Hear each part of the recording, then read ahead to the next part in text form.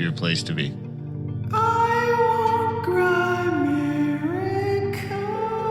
Maple syrup is the best. It's so good. Oh.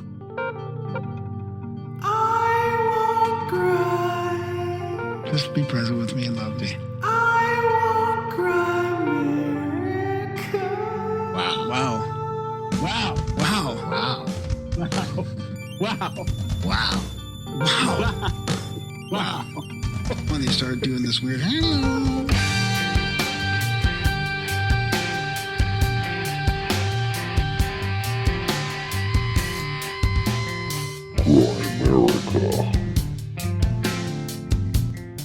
And also mind how you think, how you treat people. You know, keep your stress in order. Then it will turn around virtually everything every disease that we've seen.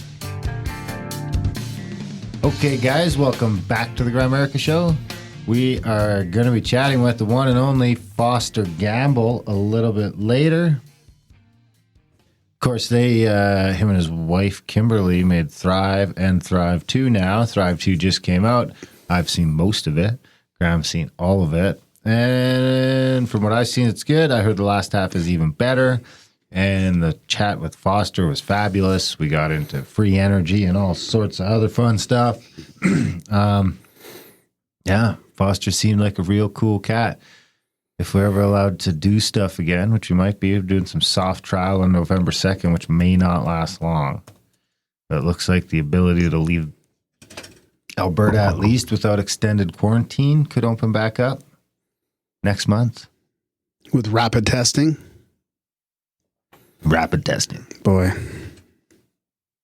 We'll have to see how rapid testing rapid is. Let's wait and see what that. And if a bunch of people start getting false positives and fucking... That's what my biggest concern is. Right. I want to see what the positive test rate of people coming back is. Because I don't trust the test. And if it's a problem, I don't want to get roped into this whole thingamajig. Anyway, that's what I'm hoping. Maybe we can go down to Texas or Mexico or anything at this point. You want to get out of here, eh? You know what? I didn't realize how much I really like traveling. Wow. Yeah, I'm in a different trips. spot. Like I've gone on real fucking legit road trips every year for the last, or multiple road trips a year every year for the last like 4 or 5 years, it seems like now. And now all of a sudden, church, there's no place to go. I could head east, I guess. I mean, it's a weird time of year to be heading east, so. And then it's going to be winter. Yeah, it's pretty risky traveling anywhere long run in the winter during Canada, especially if you're driving. Storms and roads, and then you get there and it's freezing cold anyway. You can't really do much. It really minimizes the ability to enjoy the weather. Doesn't get Chinooki there either. It just gets fucking cold, and now it's just cold for months and months and months. I remember that shit. And it'd be nice to just go down to the States, go to the ocean. How's Vancouver Island in the winter? It's pretty drab. Could be totally socked in and raining quite a bit. A little bit of snow here and there. Not too much snow, though. But that'd be a good place to go. Zero? For the most part. Anyway, I mean, I'm still hoping it's going to warm up here for a little bit yet. Yeah. But we got a healthy chunk of snow on the yard right now, and it's pretty cold out. It was minus 20 last night. 6 inches of snow. Anyway, Graham... I better not. Dunlop. It's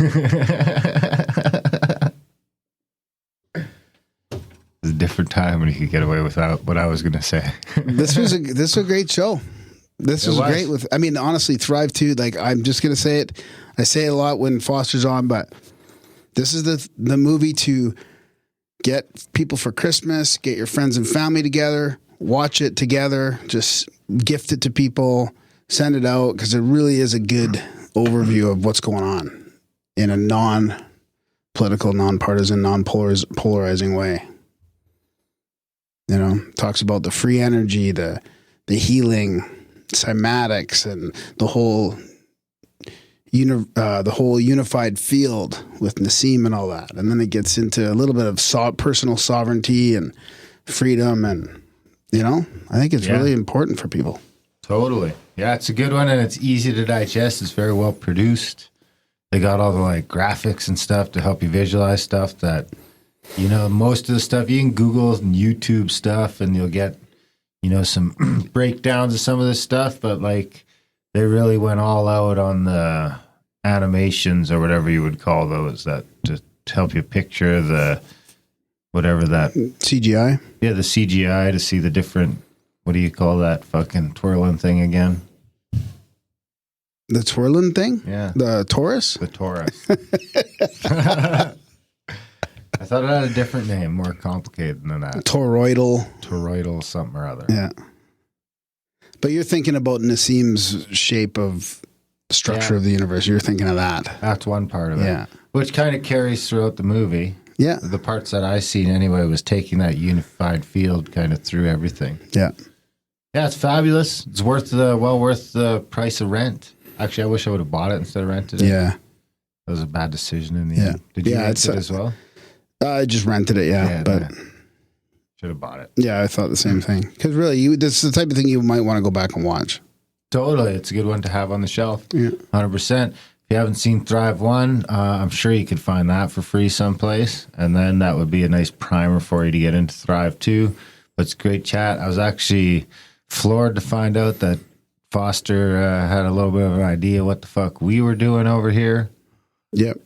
It's always weird to find out that some of the people you've been watching for years might be looking back sometimes.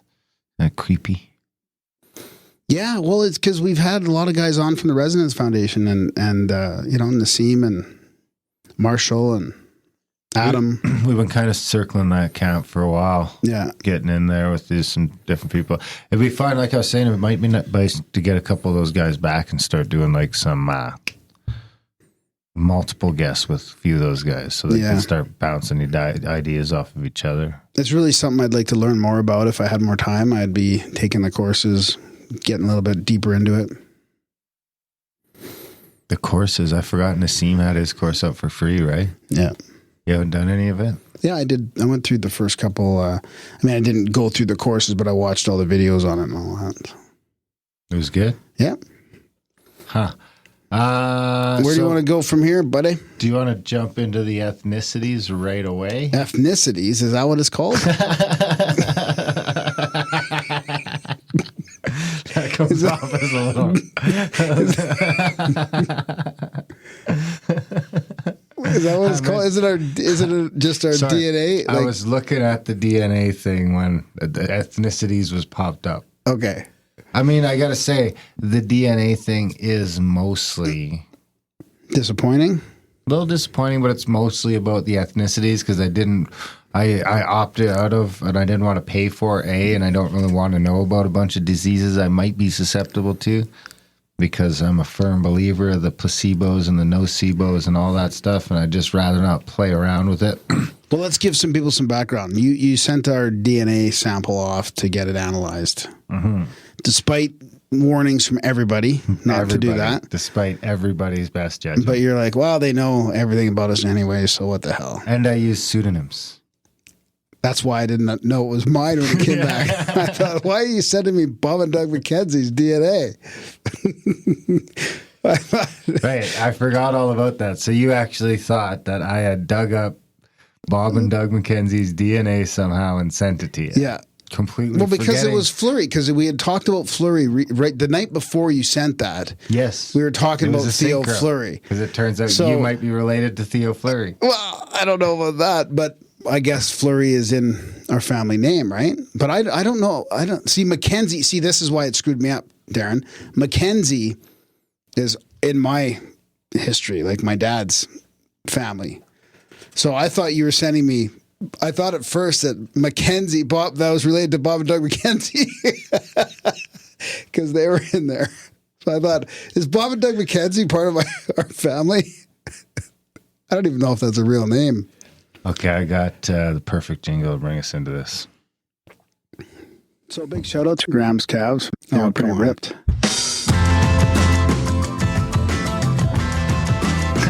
You look so dejected. You don't like that jingle? That's one of my favorites.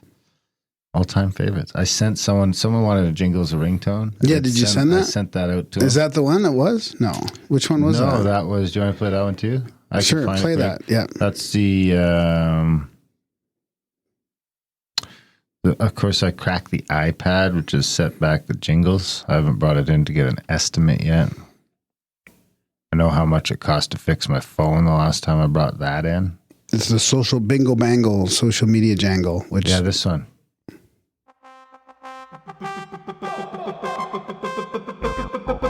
Bingo, bango, social media jingle.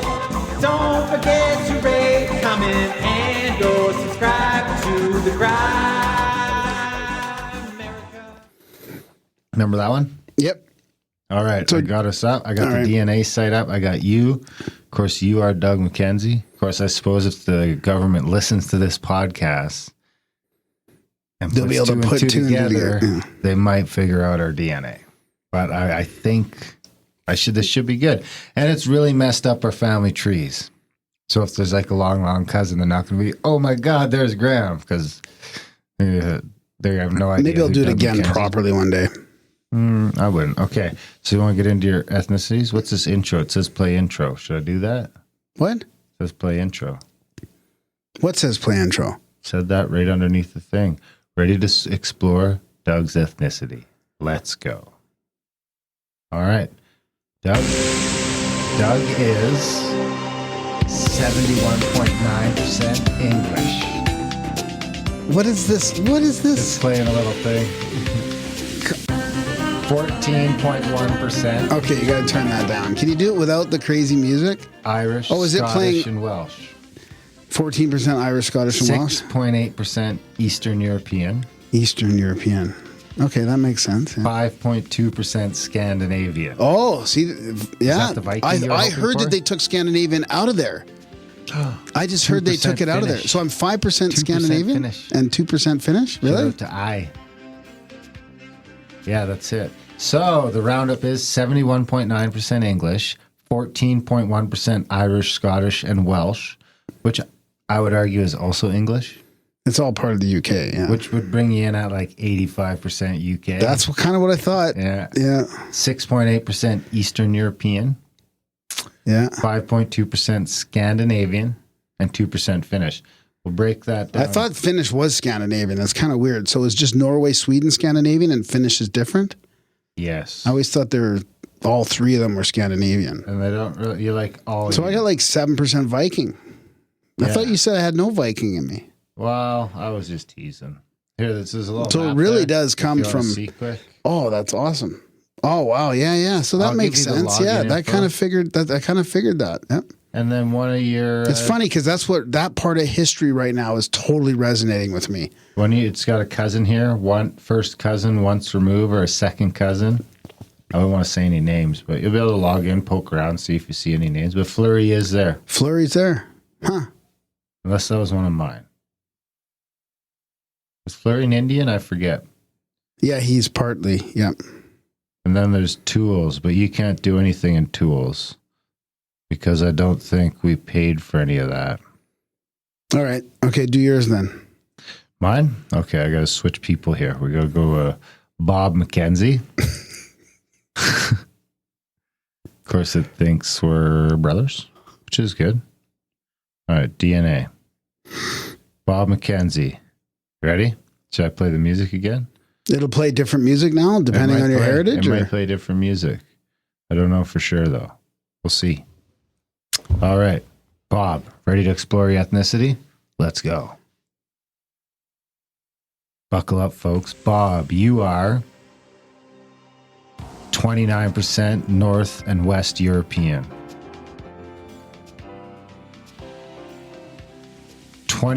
22.3% Mesoamerican and Andean. What? You're all over the place already. 19.4% Scandinavian. What? 18.4% Baltic. No. How did you get Isn't that such a crazy? 10.9% four more ethnicities. What does that mean? Is that your Native American ethnicity in there, in that four of them? So we got North and West Europe, 48.4%. That's including the Scandinavian. So North and West European, 29%. Scandinavian, 19.4%. Baltic, 18.4%. Ashkenazi Jewish, 1.9%. That's where your intelligence comes from, obviously. Central and South America, Mesoamerican and Andean, 22.3%. Native American, 2.7%. That's it? Central Asian, 3.7%. And Inuit, 2.6%. Oh my God, you're all over the place. How does that happen? I don't know. I would say like the Central You've got every South continent American, covered. yeah, just about. I got 1, 2, 3 out of 4 continents covered for sure, and we're dipping into Asia, so 4 continents. Wow. Yeah. So I think like I think probably the like South American and that is all sort of built into the Indian. No, I don't think so. I think they can't like Mesoamerican and Andean. Yeah, no. I think you go far enough back. Well, yeah, but you've got Native American in there as well, so they've separated that out. Yeah. So your ancestors must have come from all over Asia, the Baltic, Scandinavian, Western, Northern Europe, came over here, came over here, and then mixed with the natives and the Mesos. Yeah. Wow. Before they became the Ojibwe? I don't know. I mean, how far back? It'd be interesting to know how far back that goes. It'd be cool to see it visually. It'd be interesting to get someone right from the reservation and see how that compares. Yeah. Because I'm like a generation removed. The Finnish came over way back and mixed up with the Indians in the Ojibways, I think. Right? Findians? Yeah. Are you allowed to say that? I just did. So that's really all we got. That's all it really tells us. Yeah. And a bunch of weird matches, which I haven't looked at further. I'm not really into that. I don't think. Maybe I am. Yeah. Maybe wait till your girls are older, then you'll want to know that. They might want to know. I might want to find weird uncles and cousins. Let's see if this works this time. Get out a pen and paper and write this down. Or a pencil. Why don't you send some physical mail to the Grimerica Show? At P.O. Box 16033. Next line. 100-815, comma, 17th Avenue, SW. Next line. Calgary, Alberta. Next line. Canada. Next line. T2T space 5H7. That's the P.O. Box. Why don't you send Darren some dirty socks? Cause he's got a dirty sock fetish. Why don't you send Graham some gold bullion? Cause he got We got silver bullion, but we've never actually got gold bullion, have we? Oh my God, this is amazing what we got in the mail. Isn't it cool? Cool. So who did this come from? No note or nothing? No, just a whole whack of stickers and cards and amazing artwork. It's our Marx. Are these all I think this came from Marx, www.marxmarx.com. That's with an X, marx.com. I'll put a link to that in the show notes. But it's amazing artwork. I mean, I got a Thoth card that looks incredible, and there's a bunch of playing cards, like special playing cards, and there's like a blue genie with a guitar. There's some cool stickers. There's another bug, like what do you call that? That bug from Egypt, Darren? That our Marx with the guitar. I mean, it's fantastic. So thanks for sending that to the P.O. box. Stuff's taking a little longer nowadays getting there, but we really appreciate all the art. Yeah, got a Liberty coin sticker.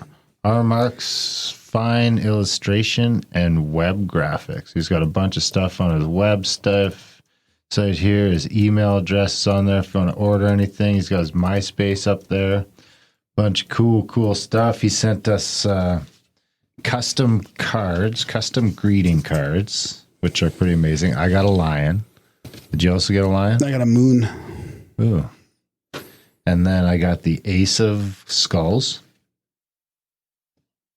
It'd be cool to have a whole deck of these as the cards. I wonder if I can get a whole deck of these. Yeah, Justin, the 14 Mindset collects cards too, so I'd love to get him a pack of these playing cards as a gift. I'd pay for a set of these playing cards for sure. Yeah, I'll go there and get, Mine says, mine's an ace of spades or ace of mushrooms, and it says, "Who are you?" Ace of mushrooms? Yeah. Yeah, I really want to look and see if I can find that deck of cards. I got a Thoth card. Yeah, me too. I don't know what that is. Looks like just like a card of some sort. Is that for a game or something? I don't know. I don't think so, but it's about Thoth Hermes Trismegistus in there. And the Liberty coin's a sticker, I think, right? Yeah. And then this is a sticker. This like crazy sacred geometry thing here. I think it matches up. This is a sticker. The Wolfman with the flower. Wow, this stuff's super cool, man. Well done, R. Marx. That's marx.com. That's always a good way to get us. That's how you sneak in advertising on us. You send us cool stuff that we open, and it's amazing on the show. Yep. I'll stick these stickers on stuff. It'll be fantastic. Thank you very much, R. I'll go back down to the P.O. box again this week because it looks like we're missing some stuff, actually. Some stuff is because shit, I think what's his name sent that stuff from Florida a while back. Yeah, I'm waiting for some zinc from MD Logic too, I think. Yeah, that's what I was talking about. That's when that was after already had already sent one package, hadn't he? I don't know. All right, let me find the what's it called quick here. Are you doing an oppo this week? Yeah, I got one, just a quick one to do because it's kind of timely. We've already done it, but I'm going to repeat it. It's the profound quote of the week. Darren, can you guess it? It's the profound quote of the week. Can you guess the human who spoke it or wrote it down? So this seems very applicable. This is from the Octopus of Global Control, our favorite book, the book that lives in the studio from Charlie Robinson. And it's in the chapter, How Deep is Your State? And it seems very applicable these days. Today, the path to total dictatorship in the U.S. can be laid by strictly legal means. We have a well-organized political action group in this country determined to destroy our Constitution and establish a one-party state. It operates secretly, silently, continuously to transform our government. This ruthless, power-seeking elite is a disease of our country. This group is answerable neither to the president, the Congress, nor the courts. It is practically irremovable. That's from 1954. Ooh, Dwight Eisenhower? No. Close. William Jenner, former senator. I wonder if he's related to Bruce. Hey, Caitlin. Caitlin? I'm going to play some Burnt Toast on the show today. Oh, nice. I'm going to play That's that a good song idea. as the outro, yeah. Someone sent us that record like 6-7 years ago. That's one of the first things we ever got in the mail. Yeah. Some listener in the UK that was also a record producer. That was the first record he ever produced. He is not Burnt Toast. He is the person who produced the album. Uh-oh. Kids have knocked something over upstairs. So you want me to do the operation? What do you want to do? Beg for money or do the operation? Oh, well, yeah. Beg. Why don't you beg for some money this week? No, you got the rant down. You should do it. Oh, please support the show. America.ca/support. Seriously, though, guys, if you're getting any value from the 460 some shows or 455, whatever we're at, shows, podcasts, all a couple hours long, fantastic interviews with some of the greatest minds, all free. If those are adding some value to your week, along with the other things that might add value to your week, like cups of coffee or bags of chips or fast food, whatever that might be, you know, where does the Grimerica Show measure up when you're striking up the things that are filling in your work day, and what's it worth to you? Is it worth $1 a week, $2 a week, $1 a month, $2 a month, $5 a month? Head over to grimerica.ca/support and decide, because it's not really a free show. It's a value for value show. We make the show for free and give it out for free on the hope that people can, when they can, if they can, support the show on a monthly or one-time basis. And that's how we keep things afloat here. Well, and it helps because you buy, like I was thinking about the thing to the P.O. box and was going to say, like you said, we don't do any ads and all that. I mean, there is no, there's no sponsorship or ads in here. You don't have to fast forward it through any of that bullshit. And this stuff's cool, but you can't pay the rent with stickers. No, and you just bought a bunch of new cords, and I'm using my old mic now because the other mic seems to be burning out after a while. So this mic might not be working either. We're going to test it for a week. That's why I sound different right now. Could be a mix. But you got we're trying to record everything now as well so that we can sound better when we're on other shows, because that's a problem we're having right now too. So yeah, a bunch of things like that. We're constantly trying to improve. We're constantly trying to grow. We're trying to, be ready to do everything against censorship. Well, if we have to jump everything to our own servers, it's going to cost a fortune. Yeah, there's people talking about that in the chats too. They're ready to. Server's already costing a ton of money, and that's without all that stuff on it. So, it's when the website started at like $5 a month, then it was $10 a month, now it's $100 a month. What about the server too? Because the chats are the server. Oh, okay. Yeah, because the people are talking about Discord's been taking chats down. It's like $120 between the two servers that have the ability to host the chats and all the websites. There's a huge purge on YouTube as well. Like, I mean, this is the problem right now. Like, the truth is being censored, and the lies are being pushed. And I'm not saying we know the truth all the time, or we have it, but you can sure tell what the lies are. So help out your favorite independent YouTuber or podcaster. Yeah, and it doesn't have to be, if you don't have the money, you can always, there's a ton of other ways to help. Like, I know another shout out to who helps us with a ton of back end stuff, like, the chats, and Ryan from Kansas helping out with the chats. But the other thing, we got Adam Loyal doing the newsletter. Yeah, Adam doing the newsletter, ton of stuff. But another thing that helps is just having a copy of the show on hand in case they ever torch everything. Like, we got a couple people all over the world that have all the episodes downloaded. So if we ever get torched, they can re-upload them or do something with them. It's always good to have different little things all around the world as caches. If you've got a hard drive, or you got space, or you got an extra couple gigabytes to store all the shows, and re-upload those things to different places. You find some weird place the Gramerica show should be, don't be afraid to enter our RSS feed there, or upload the show there, or whatever. That's the other beauty about our value for value model, is we don't care where you send the show or play the show or whatever. We don't care, because, whoever listens to it will hear this little rant of us asking for money, and hopefully head to that URL and send us some support. American.ca/support. And that gives you access to the Black Budget automatically as well, which is a bunch of audiobooks in there that we're getting ready to get out, and some other older shows, extra content. But you don't need to donate to get that. You can just email in, and we'll give you that link too. But the donation does give any donation, any one time, any subscription donation gets you access to that. Totally. So I got a quick operation project for you, which is relevant to these days.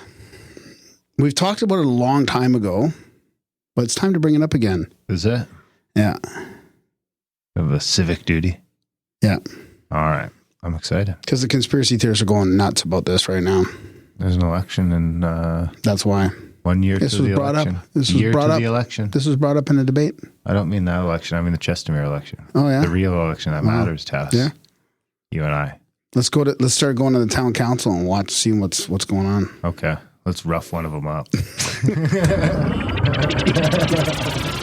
that noise?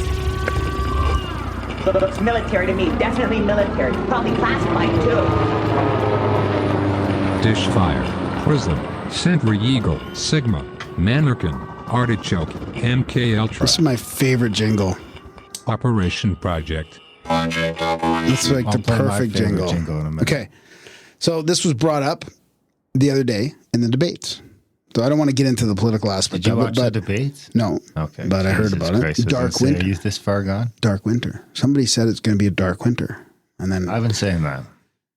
Well, it was an operation back in 2001. Do you remember that? That's supposed to be cold. It was the code name for a senior level bioterrorist attack simulation conducted from June 22nd, 23rd in 2001. You remember that? It was designed to carry out a mock version of a covert and widespread smallpox attack on the United States. So it was John Hopkins Center for Civilian Biodefense Strategies, Center for Strategic International Studies. It was focused on evaluating the inadequacies of a national emergency response during the use of a biological weapon against the American populace. The exercise was solely, and there's a citation needed. This is from Wikipedia. That's why I was asking you when this got changed, because I wouldn't be surprised if this got sanitized in the last couple days. Since they changed the dictionary. Did you hear about that? They changed the dictionary definition of some words after something popped up there. Oh, after the Western governments started becoming, apparently fascist. After the Supreme Court hearings. Oh, they changed the definition of the dictionary right away. That's not new. This is not new. Anyways, it involved... So it was to test the inadequacies of the national emergency response during a bioweapon attack against the populace. It was intended to establish preventative measures and response strategies and increasing government and public awareness of the magnitude and potential of such a threat posed by biological weapons. So it was simulated to be in Oklahoma City, Oklahoma, Georgia, Pennsylvania. It was designed to spiral out of control. And this would create a contingency in which the NSC struggles to determine both the origin of the attack as well as dealing with containing the spreading of it. And then there was a bunch of findings. It's super long. I'm not going to read it. But just for people that, it was a simulation that happened back in 2001. People really like to talk about it as far as this is concerned because people think that this was made in the Wuhan lab.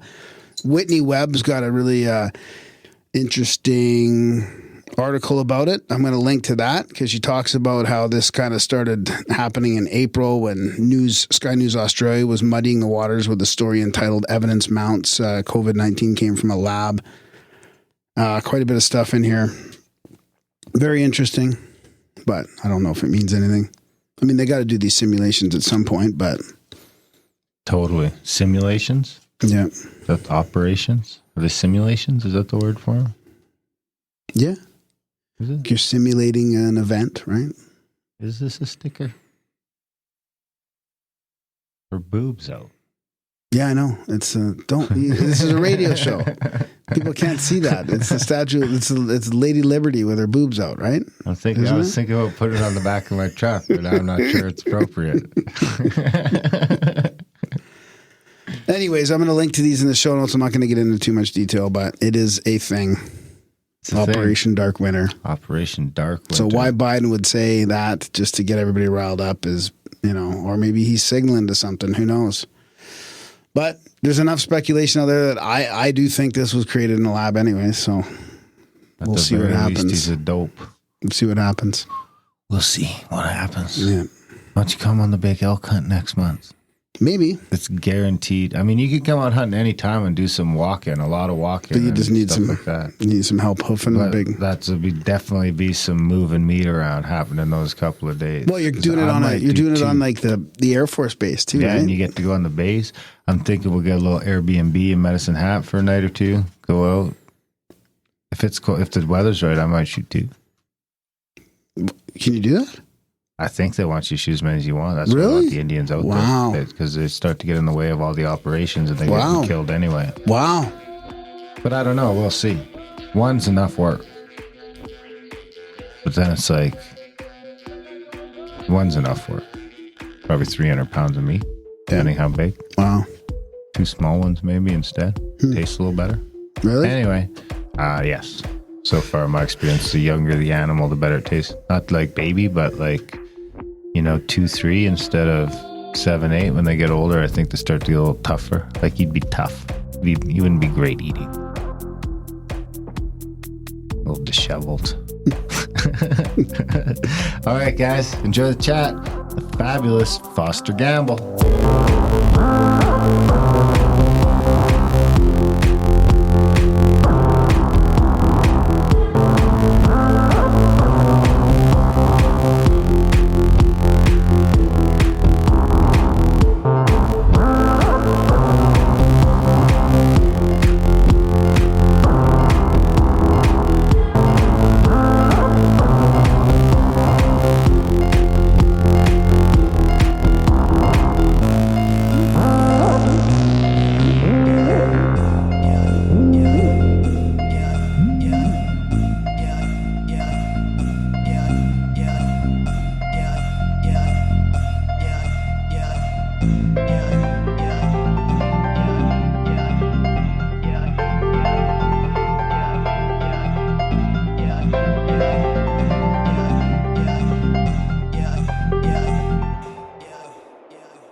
right, we've got Foster Gamble with us tonight. He and Kimberly made the amazing, groundbreaking Thrive documentary, What on Earth Will It Take? And that was back in 2011.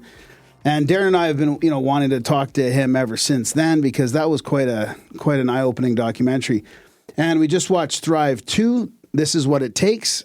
So we're here with Foster to talk about that and maybe his journey towards making this excellent sequel. So welcome to the show. Thanks. Thank you. It's good to be on with you guys. I've been looking forward to this. Awesome. Yeah, we've been looking forward to talking to you for years, too, and it's finally happened. Yeah, I would have to say Thrive is up there with probably, one of those weird sort of reasons we started the show, because I'm certain I seen Thrive before we were podcasting. Yes, it was 20, like about a year or two before we started this. Yep. That's good to hear, because one of the reasons why I was eager to come on is that I love the way you guys talk with people like Nassim and Del Bigtree and Adam Apollo and these people, and do really serious topics, but you do them in a light, humorous way that really makes it user friendly.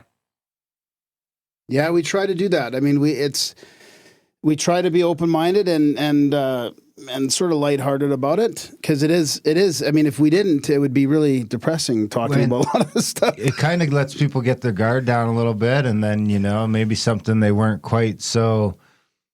Because we hear all the time that it takes people a couple of tries, they listen and they shut it off, but then, they come back. And I think, if you're not having fun, what's the point? Exactly. No, Kimberly and I say the same thing. If we're talking, if we got movies called Thrive and we're not thriving, people are not going to be paying much attention to what we have to say. Exactly. And like we were saying before we started recording, and I might as well say it now, I mean, the second one was amazing, and I really liked the way you guys distilled all that information, complex, some of it, and into something that we can all understand. I mean, my girlfriend was watching it. She said she was amazed. She was just stuck to it, because I was like, just start watching it with me and we'll see how it goes. And she wanted to keep watching it because she's like, this is the stuff that you and Darren talk about all the time, but I'm understanding it now. So something about the way you guys presented it, it was distilled down that people can just really grasp what's happening on a bigger picture level. Well, I'll look forward to passing that on to Kimberly, because she's not only my beloved and creative partner, but she's also our producer, co-director, and co-writer. And she's the one, particularly on the visual effects, on the science part of it, that Nassim and Marshall and I and the visual effects people will be doing all this stuff, and then we bring it to her when we think we got it right. And sometimes she'll look at it and she'll say, well, guys, it's really beautiful, but I don't know what the heck you're talking about. So it's like, oh my God, I'm hearing the cash registers in my head. And it's like, we're back to the drawing board for a few more weeks. But when she says, okay, now I understand it, then I think that's one of the reasons why Thrive 1 was so popular with people, is that she's really good at getting that translation to people who aren't geeking out on cosmic geometry all the time. Exactly. So let's talk about that a little bit, because I am interested in your I mean, you do address it a little bit in Thrive 2 about your journey from Thrive 1 to Thrive 2. And the good thing is you document a lot of that. But just from a personal level, were you guys... I mean, it was groundbreaking. I mean, it went all over the world. I mean, were you expecting that? What was the response like? Like, how did that feel for you guys? Because it must have been a little overwhelming. It was such a pleasant shocker, because I used to joke with Kimberly that as we were completing the movie, we had no idea how people would respond. We said, this might go in a time capsule. Yeah. We might broadcast this out in some other planet at some other time, might find it useful or something, but have no idea whether humanity is going to be interested in this or not. Because everybody told us, no, just pick one topic and go into depth on that. And he said, well, other people are doing that really well. Our job is to connect the dots and to do it with, beautiful visual effects. So we did, and we were just astounded that it went viral even before it premiered.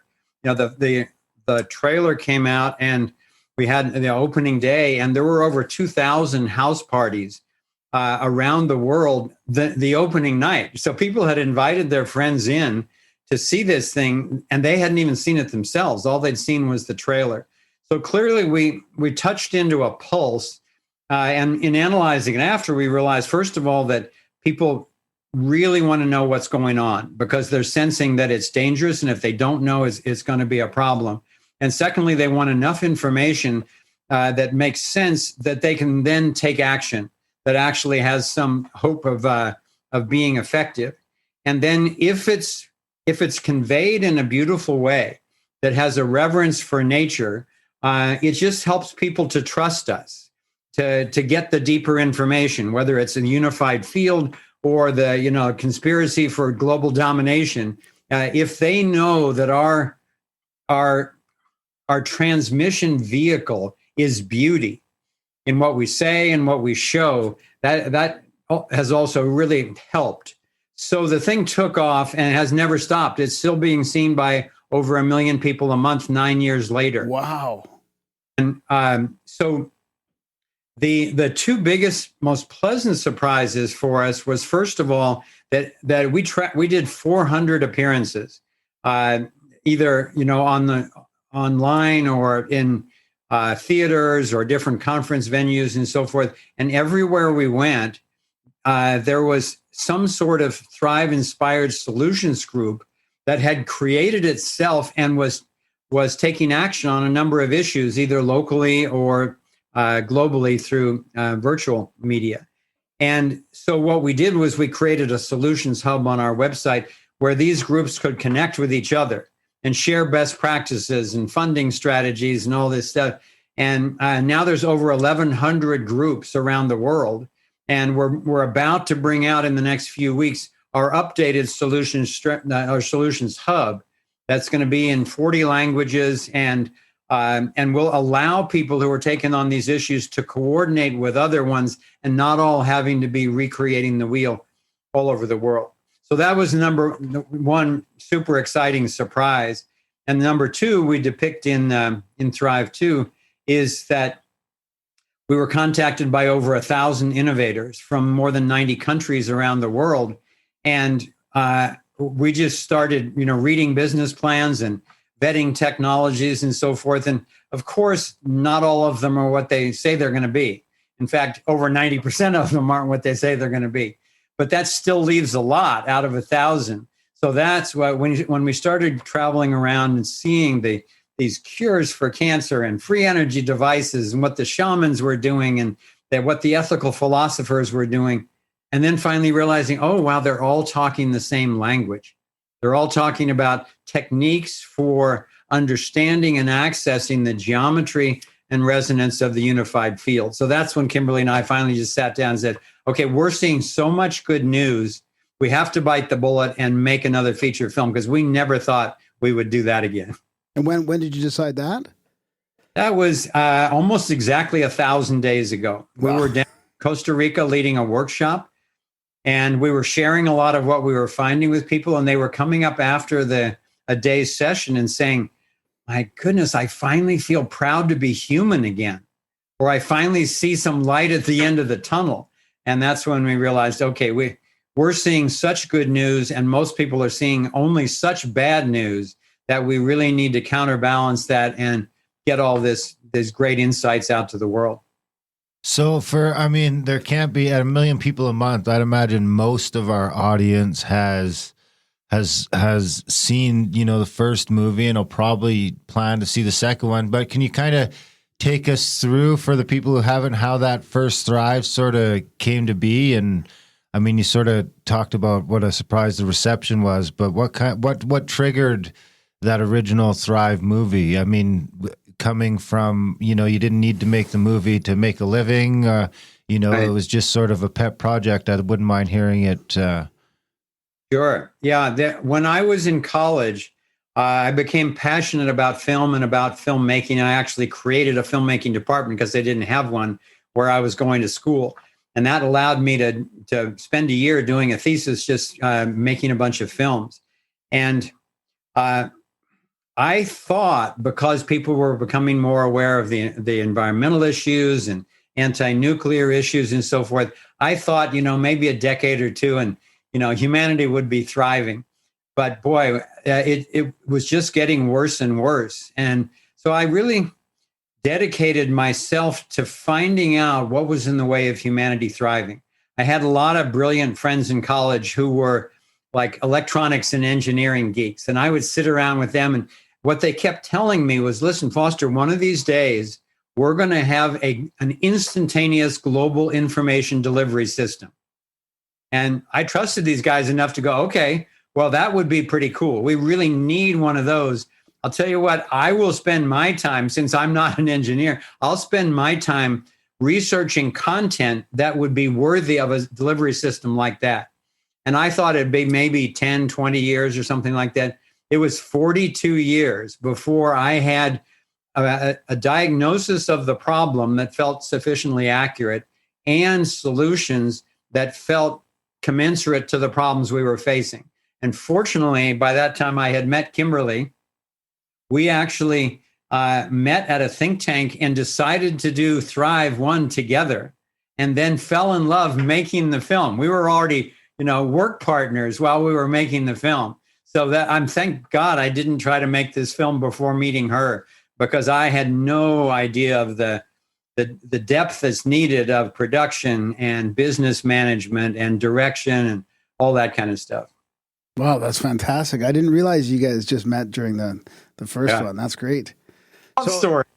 I mean, the second one was really, really good. I mean, I was really, really pleased with it. I feel like this is the one that people can sit down with their family and friends, and especially now with everything that's going on, it really is the thing that people need to just sit down and watch the whole way through. I mean, I don't want to tell people what to do, but I mean, I was a little bit hesitant, because of all the things that have been happening the last while, and all the disappointments with whether it's like a movie sequel or this sequel or that, or just things that come out that just seem like they're propagandized. And you guys did a brilliant job of just not involving any of that stuff. Like, it was very, very well done, as far as, like, you talked about personal sovereignty, and you talked about politics without being political, and you talked about the environment without making it sound like, right in the middle, right where we need to be. We all want a clean environment, and we all want free energy and all, but you really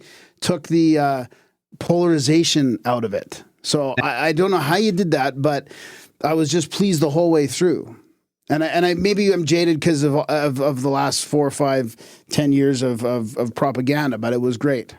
No, there's nothing that we would rather hear, and we worked really hard on exactly that.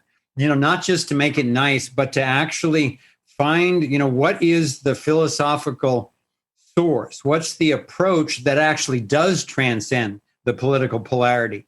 And, you hear about all the oneness, the new paradigm of oneness from the New Age and the consciousness movements, and that's great. It's really important. It's vital. But unless you actually unpack that so where you can apply it in practical things, it's not going to solve these problems. And that's why we spent the time and the money on the visual effects to lay out. We like to call it Thrive 2, starring the unified field. Yeah.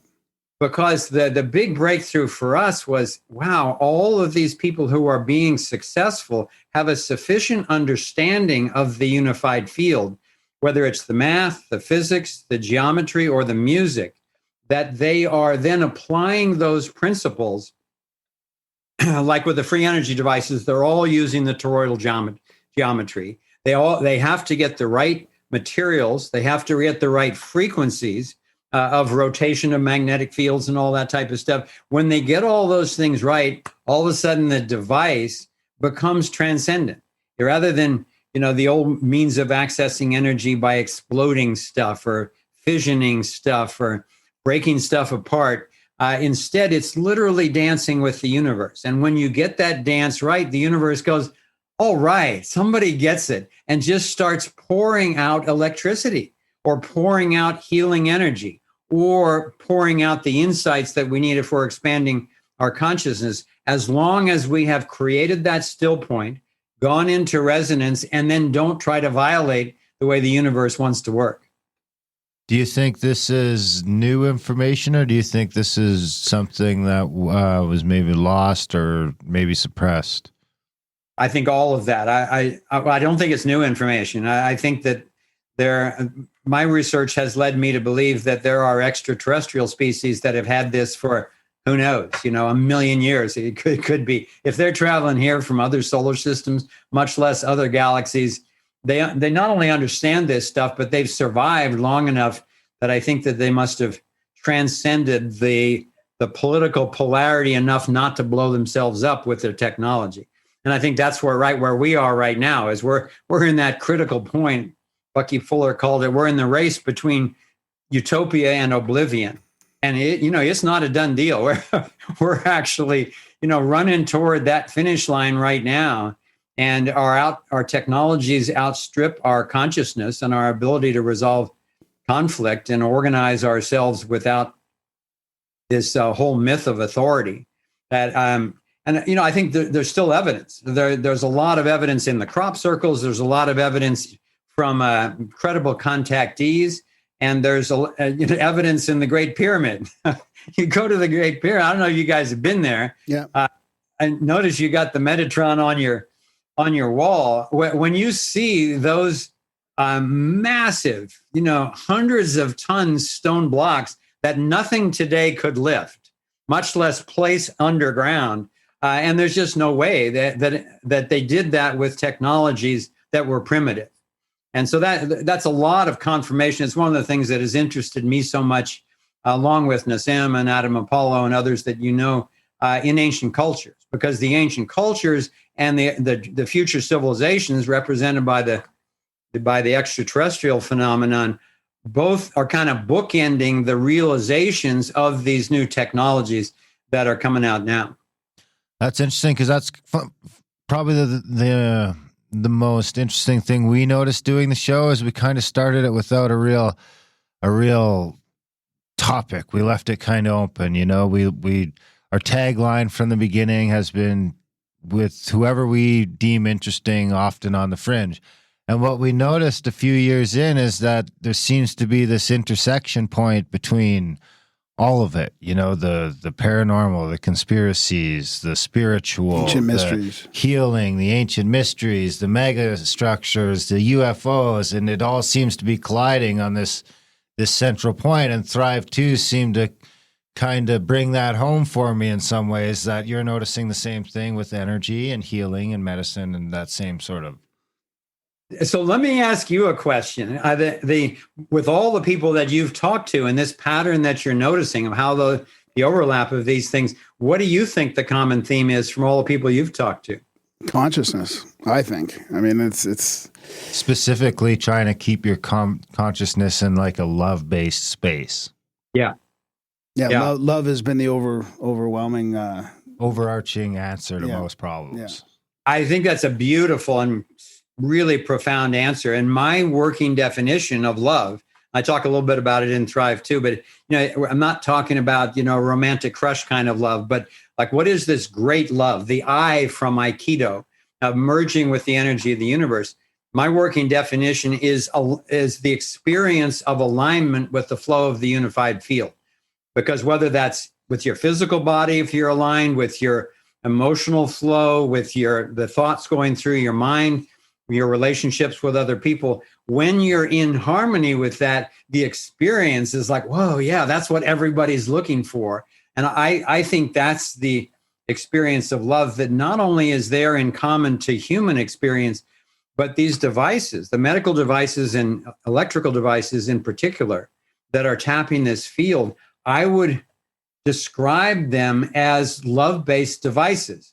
Not just like they were made with love, but no, they're actually representing that experience of creating the still point and then going into harmonic resonance, non-violation with the energy of the field. And it turns out that such technologies are capable of everything we've dreamt of the healing, of access to electricity, of counter-gravity. So to me, that's super good news for all of us. Yeah. Yeah. And I do like the way towards the end where you made the analogy or you kept showing that this decentralization and even our social practice of resonance or whatever, it really can mimic the unified field. And it was good to see those examples constantly pointed out. Yeah. It not only can mimic it, in my opinion, it has to mimic it if we're going to survive as a species.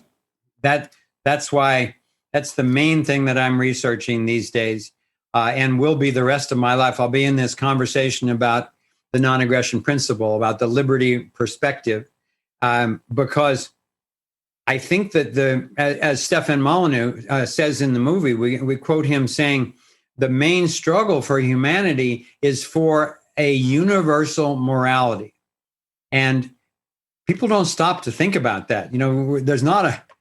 We're really at risk because of immoral behavior and the giant weapons and so forth that and technologies that are amplifying that right now. But people don't stop to think, okay, well, where does our morality come from? Back in ancient times, there wasn't any. It was just like whoever had the biggest club, that was the source of the basis for decision making. And then the church came along and actually, to a great degree, has been the holder of morality through things like the Ten Commandments. Each of the major religions has their version of morality, but of course there were many different religions, and they each one had their different interpretation of what God's message was, and they ended up, fighting with each other and creating the greatest mass murder in the history of humanity. So then comes along the state, where now you either have your dictators or you've got your democracies or whatever, and so now morality is coming from the state. And hopefully you've got things like the Magna Carta and the Declaration of Independence and the Constitution and so forth that are pretty good. I mean, those are major accomplishments for humanity. But the key, and we try to lay that out at the end of Thry 2, is we're not there yet, because the state has been the only source of mass murder that has outstripped the church for sheer numbers of violence. So it's like, okay, well, then where are we going to get our morality from? And Stefan Molyneux has written a book called Universally Preferable Behavior. And it is basically about a secular path to a universal morality. And that may sound very complicated and intellectual, and it is somewhat challenging to actually get there, but only because it's so simple that we miss it. It's like fish don't talk about water. We don't talk a lot about air unless there's something wrong with it. And in terms of morality, this non-aggression principle, which is basically says that no one is allowed to initiate force against anyone else except in true self-defense. Now, everybody says, well, of course, that's the golden rule. That's the most simple, obvious thing. I agree with that. And then 95% of human beings on the planet turn right around and vote for their next ruler, who's going to steal people's money against their will and then go out and do horrible things with it. And that's the state that we're in. So the non-aggression principle is the only thing that Kimberly and I have found that every human being that we've ever talked to anywhere on earth agrees to, at least for themselves. We haven't met a person yet who wants to be violated against their will. Now, there are people who want to be whipped and spanked and all that stuff, but if they want to, then it's not against their will. It's more like some kind of sport or hobby or something like that. And that's not what we're talking about. But given that every single human being seems to agree they don't want to be violated against their will, hey, maybe that's the basis for a universal morality that we've been missing. But the problem is, if you are rigorous about that, it leads very quickly and naturally to a stateless society where no one is ruling over anyone else. And people are so freaked out by that. It's probably the most radical notion on the planet right now, but also the simplest and the fairest, the most just notion. So that's the conversation that I want to be in the rest of my life. Right. Yeah, that makes sense. I mean, do you find it slipping out of control a little bit in the last few years? Just on a more of a, not government, like not state or religious violence, but I mean, I grew up realizing or thinking that, like you kind of mentioned when you were growing up, that, everything's going to be fine from here on. The wars, everybody knows that wars are bad, and we're going to be moving into sort of more of a peaceful humanity. And it just hasn't really changed. And in some ways it's getting worse. I mean, the violence now, it seems like some people are okay with it. And I'm shocked that we're going back in some ways to that. Well, that's why we spent so much time trying to figure out and then explain the global domination agenda. Right. Because what's going on in the world, with the continuing wars and poverty and starvation and pollution, much less the whole police state takeover of virtually every country in the world, it makes no sense at all unless you understand the global domination agenda. I mean, one of my main pet peeves these days is when I hear people saying, I just don't understand why they would do something like this. It's so incompetent. Why don't the government leaders do this or that or the other thing? Why don't the major corporations clean up the environment? It's like, no, wait, this is not incompetence. This is brilliance. This is shrewdness in a very dangerous scale. And once you have followed the money and gone down the rabbit hole far enough to see that, there actually is a relatively small group of people, but they've been at this for at least 200 years. And their goal all along has been like some poor imitation of a James Bond movie. It's total global domination, but that's exactly what they want.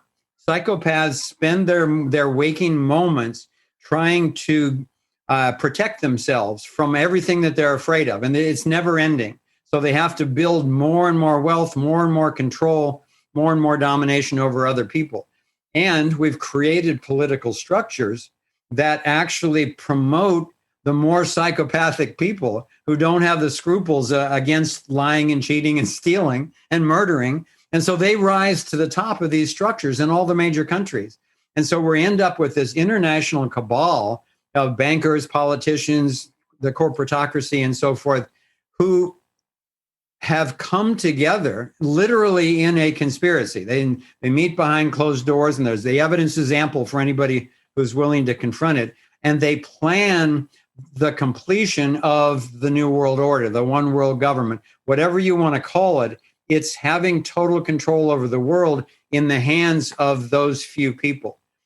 And once you get that, then things like these locking down the entire world over a medium level flu and destroying billions of people's lives and millions of businesses, and having people going around afraid of each other, and children can't go to school and people are afraid of each other with the whole mask thing and so forth. None of that makes any sense until you realize that, maybe if I look through the lens of global domination, this will make some sense. And then you start to follow the money and you realize, okay, it's exactly the same people doing exactly the same fake money stuff. And then, they've taken over the pharmaceuticals, they've taken over the media, they've taken over education, and it's all leading in the direction of trying to get over the goal line, to complete this one world government. And they've been failing in a lot of ways over the past few decades.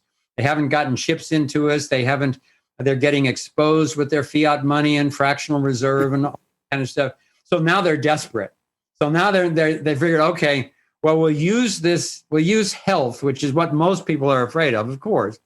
And we'll use that to make everybody so afraid that we'll get everything we've been looking for. We'll get mandatory vaccines, economic collapse. We'll get global martial law. Tracking, yeah. Cashless society. I mean, the list goes on. And now all of a sudden in the last 6 to 9 months, they're that close to getting all of it. Yes, that's a great summary. Why do you think they've been failing over the last few decades? Is it the internet or is it?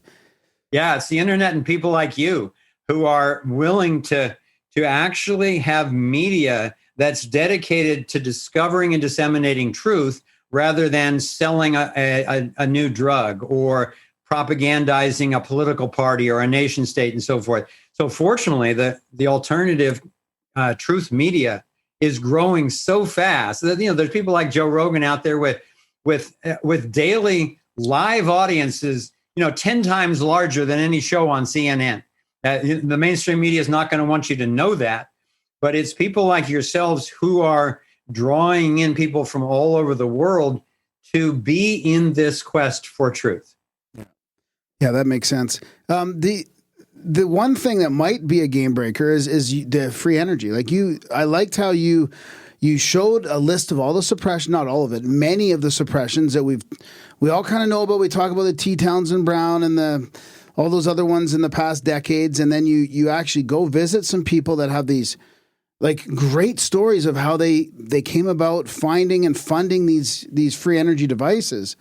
And then I thought, if they could, this all there, if they wanted to solve the supposed global warming or the pollution or the hunger and all that, they just have to, there's a reason why they're not doing it, because it's there for the taking to use it in that way. And they're obviously not. They're just suppressing it and taxing everybody to get to, it's a tax and control system.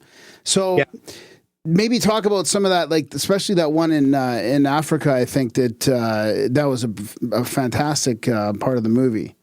It's an incredible adventure, and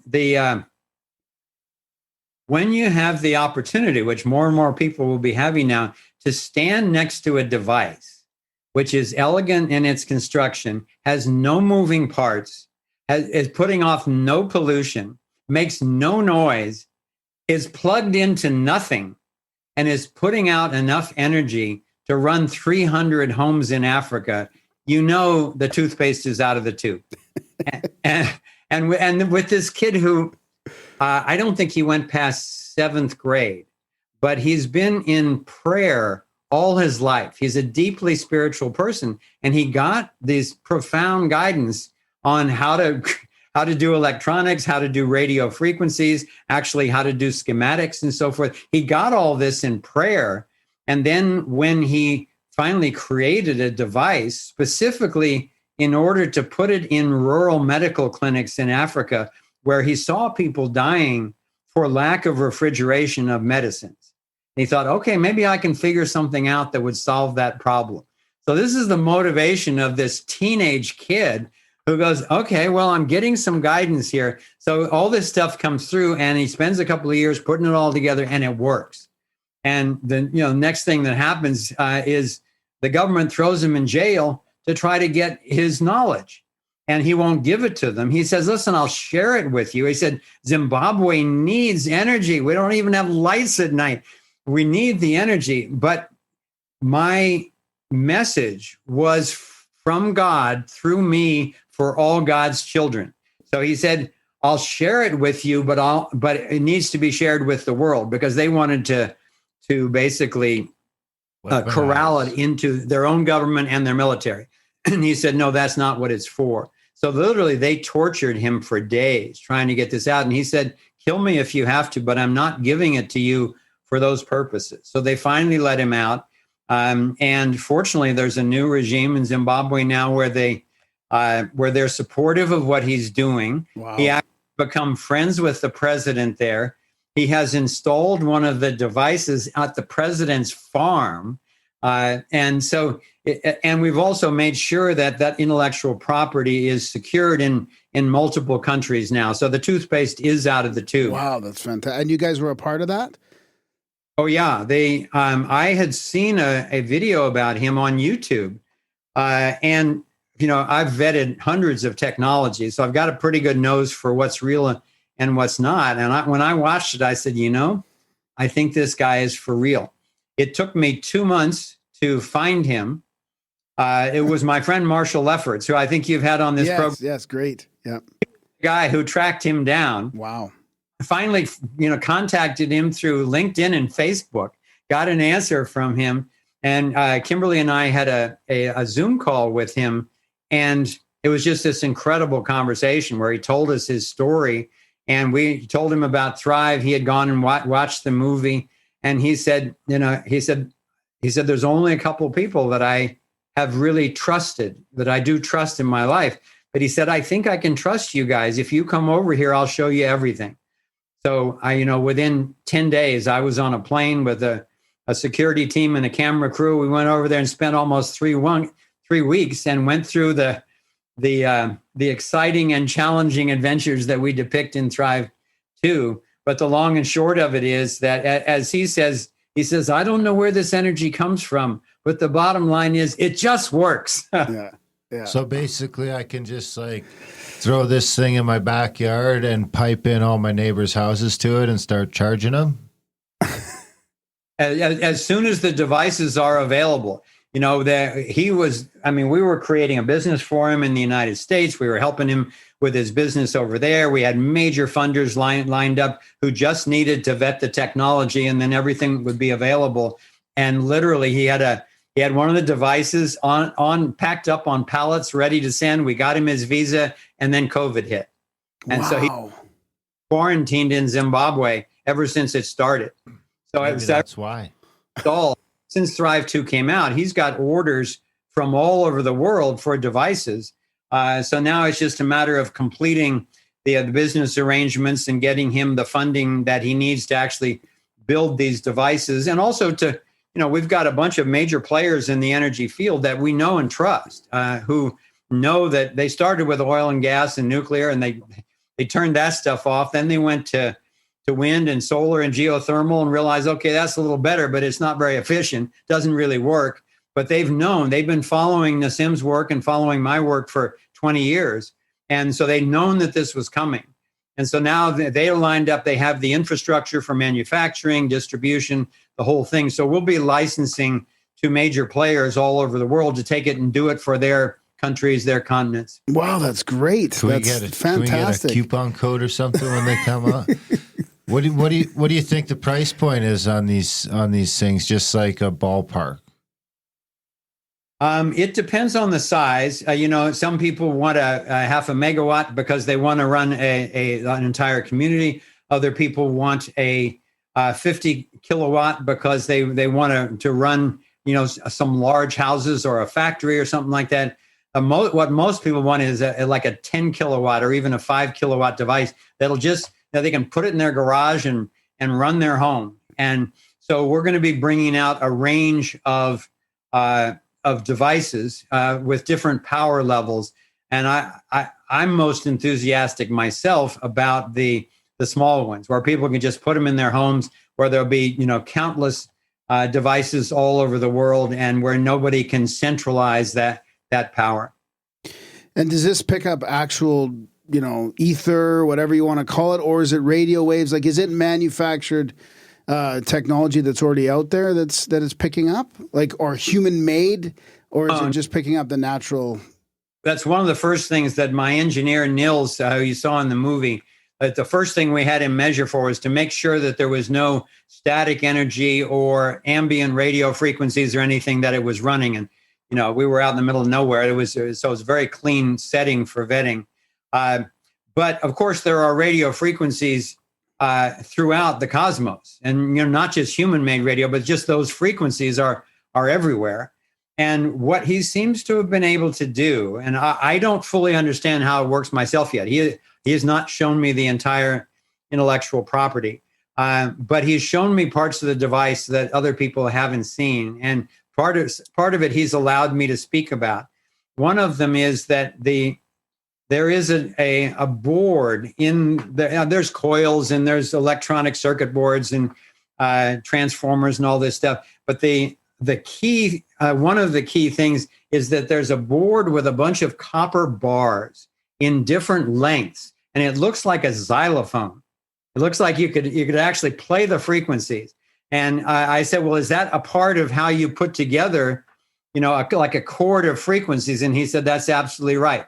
The same thing that this guy, Dr. Todd Ovakaitis, is that we also feature in the movie, who's found a way to activate our own dormant stem cells and just getting healing beyond practically anything I've seen. They're doing the same thing. They've each found a chord of frequencies that condition either biology or electronic technology in such a way that it taps the energy of the field, and these dormant stem cells come alive, and they'll just go around healing everything. And in his case, you need batteries in his device still, but the batteries never lose their charge.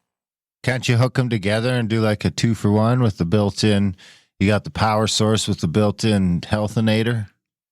That's a great idea. I actually haven't heard that before. We are working with 3 of the Nassim and Dr. Todd, who I just mentioned, and Dr. Robert Young, who we also feature in the movie, who's been curing so many people of cancer.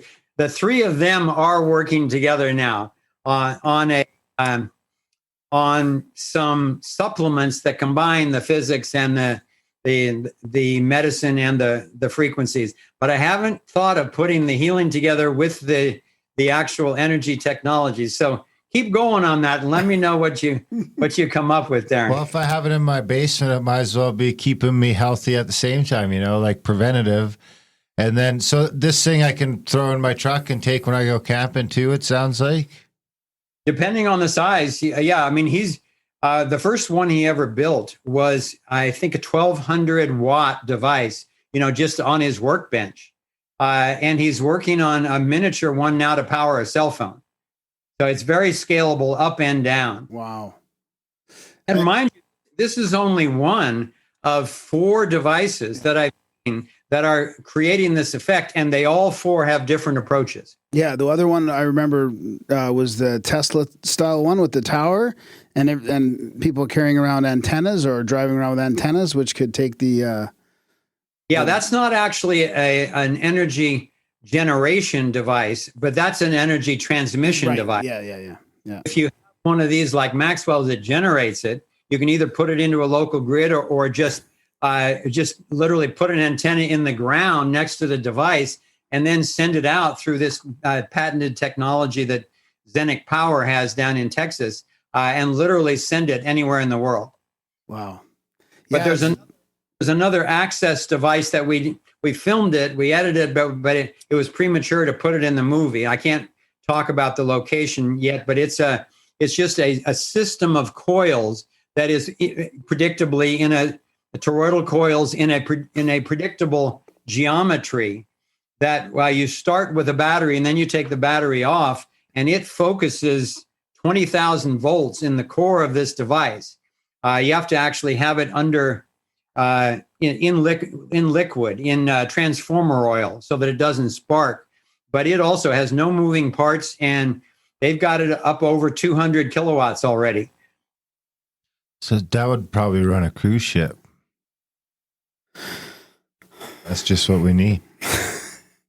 It could, absolutely. And also the one down in Texas, the one of the ones they're working on is an antenna for a cruise ship, so that you can just be picking it up right out of the air. That's perfect. We've been batting around the idea of buying a cruise ship since they're all being decommissioned and going out of business now, and just hitting the seas and getting out of here.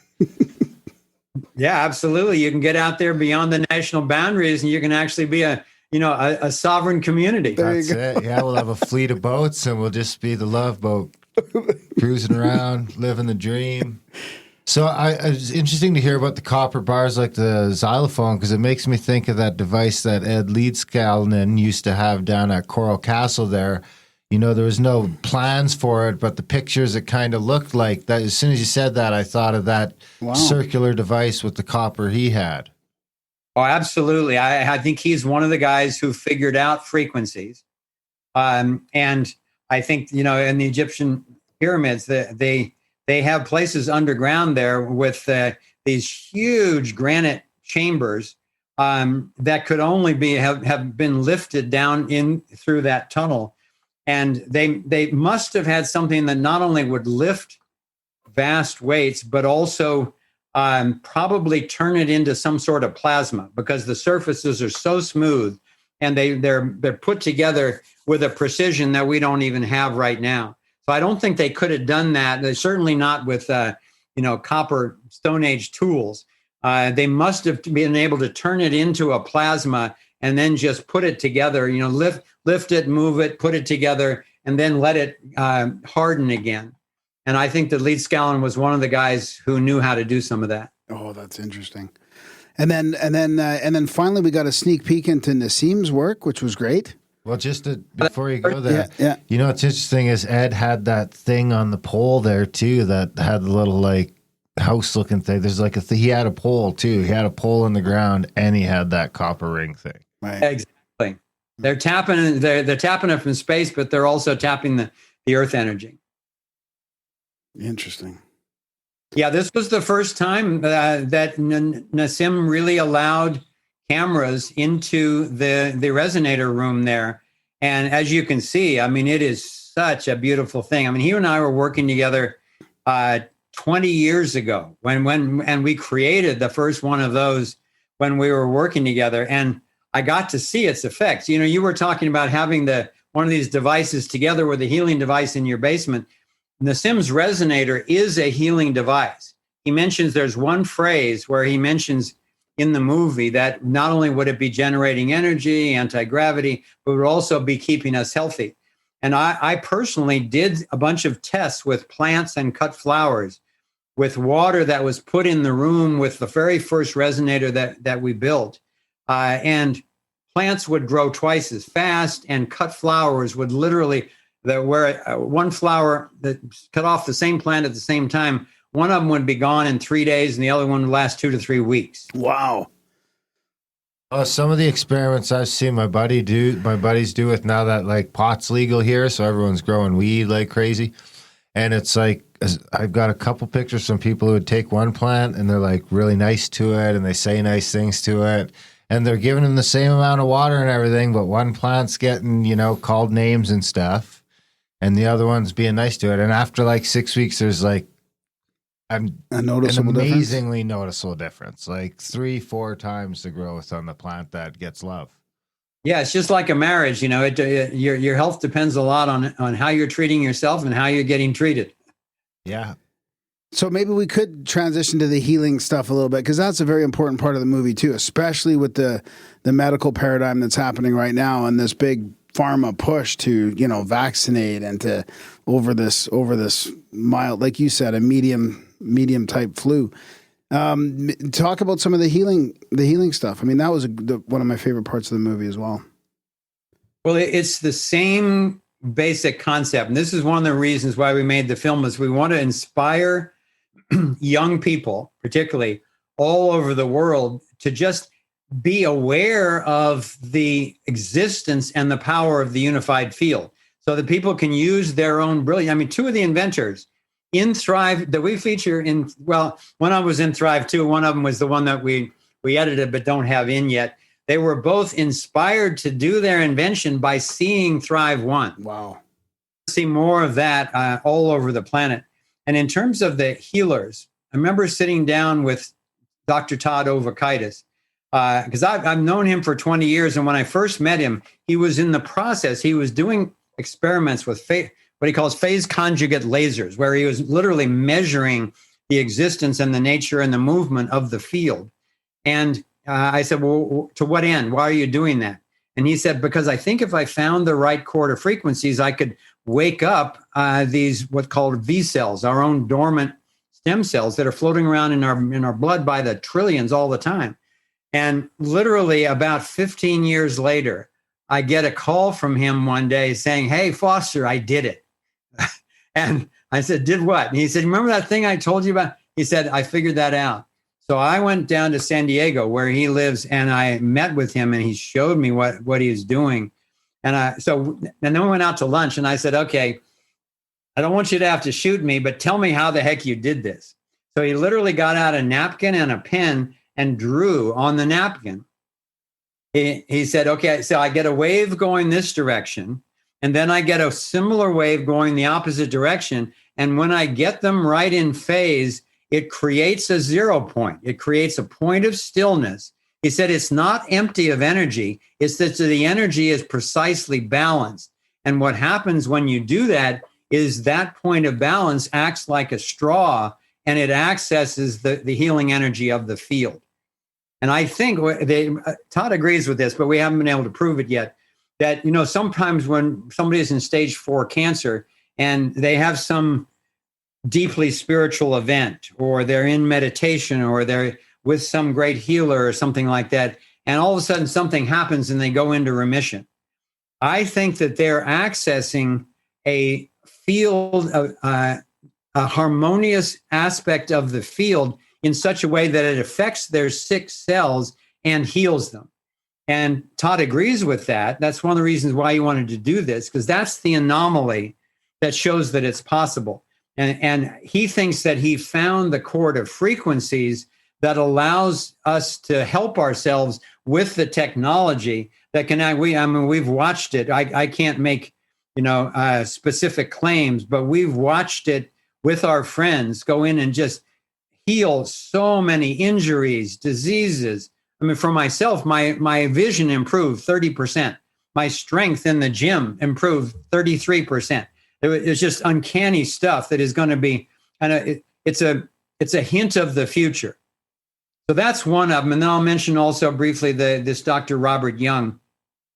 Again, field effects, where he got in trouble because the FDA didn't like that, out of 324 people, over 90% of them were cured of things like cancer, chronic fatigue, that type of stuff.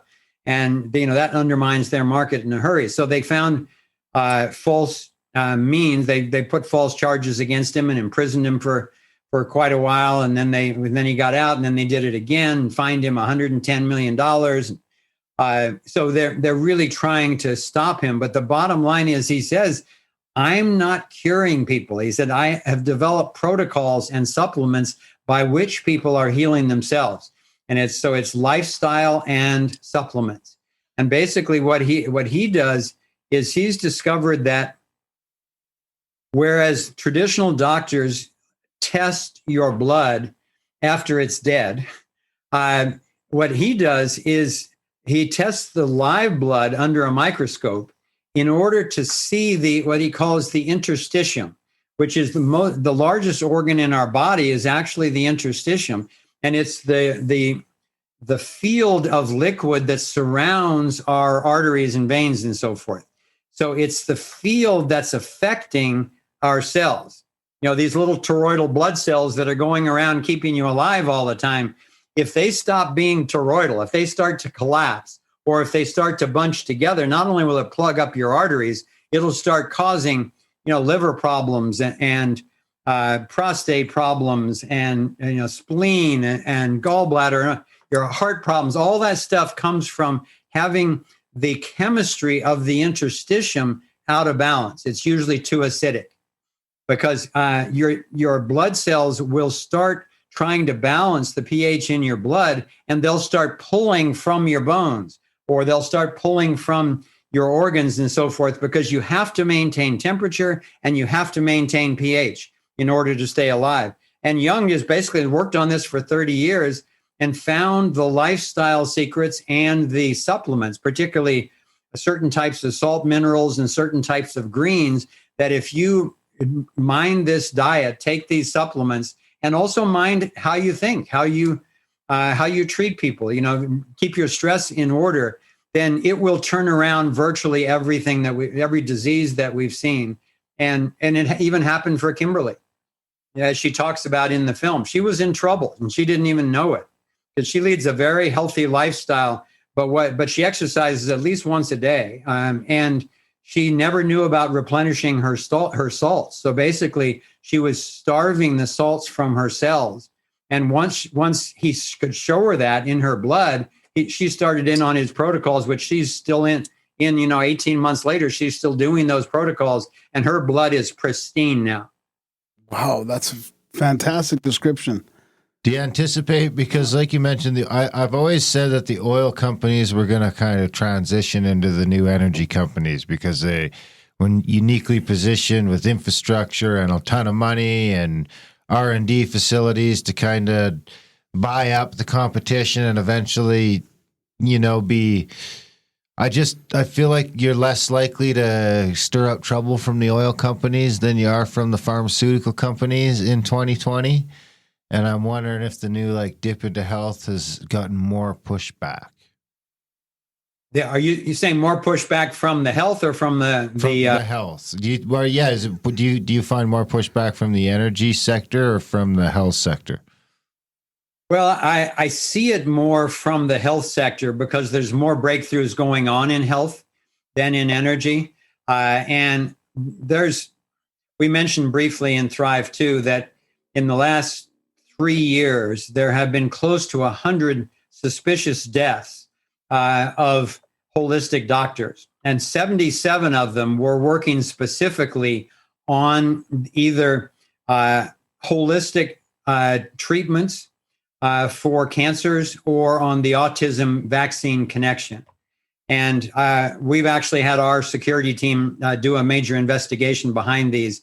And unfortunately, it's very real. The assassinations, we've tracked them back to far enough to know in general, what's behind this. And it's exactly what you mentioned. The pharmaceuticals have been taking people out in order to try to keep us addicted to their drugs and to depopulate and all the stuff that COVID is furthering right now. So that's still very brutal. And you can see by the censorship right now on the internet of any truth that comes out about autism, about vaccines, any of this stuff. I mean, they're so blatant right now that they won't these big social media companies won't allow any information out that doesn't come from the WHO or the CDC. So if that isn't blatant confirmation of what I'm talking about, I don't know what is. But in terms of the energy, there's fewer successful energy inventors, and they're getting smarter about not going for patents. That's usually when they get gagged or threatened and get their stuff stolen. So they're going more independent now. But unfortunately, one of the top half dozen devices that I knew of, the inventor was a Ukrainian guy, from Kazakhstan, living in South Korea. It was something called infinity.save. You can look it up on the internet. And they had a beautiful magnetic motor putting out about 10 kilowatts. And they started marketing it for $30,000 about 2 months ago. And when I saw that, I thought, wow, either we've actually crossed over or those guys are going to be in trouble. And a few days later, somebody sent me a thing from the internet where there was a picture of the Minister of Science and Technology for South Korea had visited the lab, and there's a picture of him, with his arm around the inventor, and this is going to change energy in South Korea and so forth. Well, a week later, the inventor was sleeping in his lab with the technology to protect it, and the whole thing exploded, and the guy was killed, and the technology was destroyed. And of course, now they're blaming the engineer himself. The technology. One of the most sophisticated engineers on the face of the planet somehow it must have been charging a battery wrong, and it blew up. So it's obvious what happened there, and so I think that's reminded inventors to be more careful about it. And the good news is that one of the team did survive, and another device of that technology was in a different place. And that is in the process of being secured. But it's still very real. The vested interest in the trillions of dollars vested into health and into energy suppression it's just so vast that it's in one of those unfortunate situations where the powers that be will do anything in their powers to stop the change of the paradigm. Yeah. Well, once you have entire nation states, it's the backbone of multiple nations. I mean, you got nations that'll go to war over it, probably. Yeah, well, what I try to remind people of is that, yes, it's nation states, but nation states is not where the action is anymore. Nation states are just kind of an enforcement arm. They're a management tool for the international, call them Illuminati, call them Cabal, whatever you want. Those people who are going for the New World Order right now, boundaries make no difference to them. They are multinational, and the real conflict that is emerging right now is not, as I say this in Thrive too, it's not between nation states. It's not between genders or classes or races or ages. The real battle is between those of us who want to be free and those who would continue to try to steal our freedom from us. So did you guys ever have to look into the Keshe Energy at all, or the Keshe machines? Did you? Is that the right way to say it? I never met him or personally vetted the device. I did have one of our engineers get one of the device. Actually, there's 3 different engineers I knew who got the device and were testing it. And their conclusion was that it did not do what it said. It does things, but it was not a reliable energy source, at least not. Yeah, that's what we found. I have a couple friends that were trying it, and it went around for a few years ago. Everybody was all excited about it, and it was going around, free. Like, it was getting shared everywhere, like you would hope for a real free energy device, and it just didn't pan out. None of my friends could get it working, so.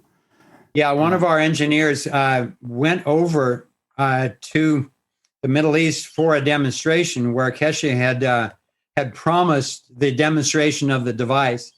And he got there and he was there for days, it was hype. And then finally it came time for the demonstration and they canceled it. So he, if they had it, I think they would have shown it. So I think my best interpretation is that it's still in process. And unfortunately, they're not careful about the difference between hype and actual results yet. Yeah, and it's worrisome because that could be a way that the deep state or whoever's controlling this could track all these people that are interested in it. Everybody's signing up for their. Yeah, and also when someone comes out and makes premature promises and can't follow through, it sort of undermines the rest of the field. Yeah. So how did you guys handle the whole COVID thing? I mean, it seemed that this happened during the almost, you must have been wrapping it up or close to, or I'm not sure where you were at in your filmmaking, but that must have thrown a bit of a wrench in it. But I know you addressed it well in the film, it was, but I was unsure how much you would have to go into it or how much you addressed it. But in some ways, I think the way you portrayed it, which was good, is that here's what's happening. This is an example of what's happening right now. So fortunate, guys. It was amazing. We the opening scene of the movie where I'm in the Redwoods and the closing scene where Kimberly and I are on the beach, we filmed here in Northern California a week before the shutdown. And those were the last scenes that we needed. And so fortunately we had everything we needed and we could just be editing for all through these months. And we could go back in and get stock footage of COVID type material, and we could redo some of the dialogue to cover it because people don't pay much attention to anything that isn't COVID related right now. So we were very fortunate to be able to integrate it into what we were saying, and the fact that we didn't have to change anything else just shows how predictive. When you understand the global domination agenda, what they're doing with COVID is not a surprise at all. In fact, in Thrive 1, we have one collage during the global domination agenda chapter where I say this is what the depopulation agenda looks like today. And it has chemtrails and GMO and so forth, but it also has man-made pandemics, excessive irradiation, and mandatory vaccines. So people are going like, how did you know that? Is this intuition? Did you guess?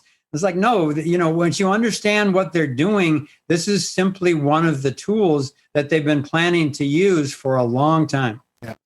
Yeah, it's out there in the open, really. If you look just under the surface, they're pretty overt about it. That's right. And I'm in the midst of I've been studying it hours a day for the last 7 months, and I'm just about to put out a major paper in a few weeks, and I'll be doing a show on it in what I call my Freedom Portal in next month in November. But I haven't really spoken a lot about it publicly yet. I wanted to make sure I really had all the data and evidence in order. But I've gone deep enough down the rabbit hole now that the thing just makes sense to me. So I'm ready to present it. That's great. Is that like specifically COVID, you mean? Or yeah. All right. Well, if we sign up to the newsletter, will we get access to that update? Yeah, we have got a newsletter that just goes out to our whole network on the email list.